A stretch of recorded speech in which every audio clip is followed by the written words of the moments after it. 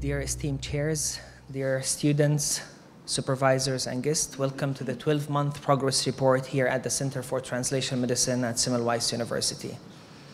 We all have different visions and missions to achieve our specific goals, but I believe today we have one clear vision, which is bringing science back into healthcare.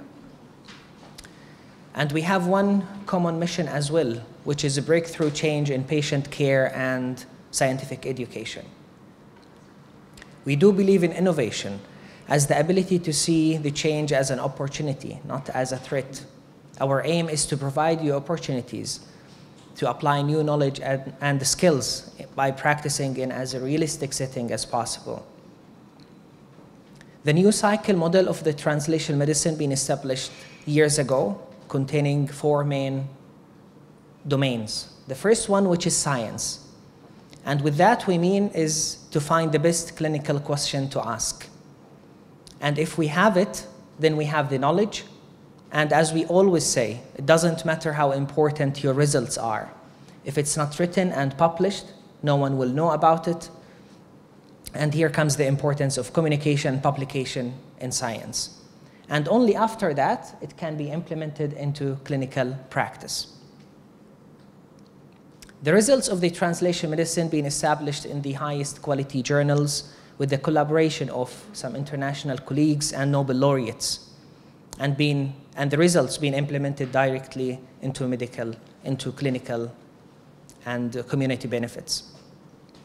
If you see the number of PhD students we had when we started at the University of Pécs, we had roughly around 20 students per year. However, in the last 3 years, we have around 90 PhD students started their PhD training with us, and we are expecting a little bit higher number actually starting from next week. Today is basically the last day of the golden year for you, year 1, where you had 4 days dedicated for science and 1 day for clinical activities.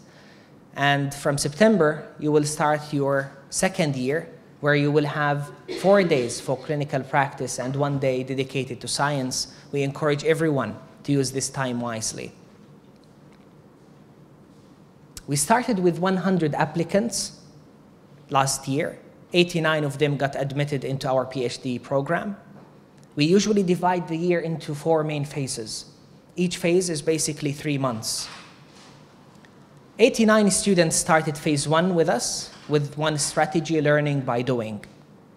In this phase, we learned how to find the best clinical question to ask and how to clarify it and simplify it so everyone in the room can understand it. And of course, we learned the different methodology designs to answer this clinical question. Of course, after each phase, we have some specific expectations. After phase 1, we expect everyone to basically start drafting their PhD thesis. Everyone learned the different methodologies, including meta-analysis, registry analysis, clinical trials, surveys, and many more. And of course, to start at least the data extraction. Out of 89, 87 students passed phase 1 and moved to phase 2 with the same strategy, learning by doing. During this phase, students learned how to write an article, how to communicate professionally, and how to interpret their scientific results critically. And after this phase, we expect everyone to complete their search, to show some results, and of course, to present their achievements. 86 students passed phase 2 and moved to phase 3.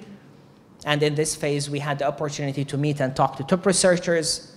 And after this phase, everyone is expected to submit their first paper, and hopefully today we will see some submitted papers, and to complete their search and data summary, and of course to present their achievements.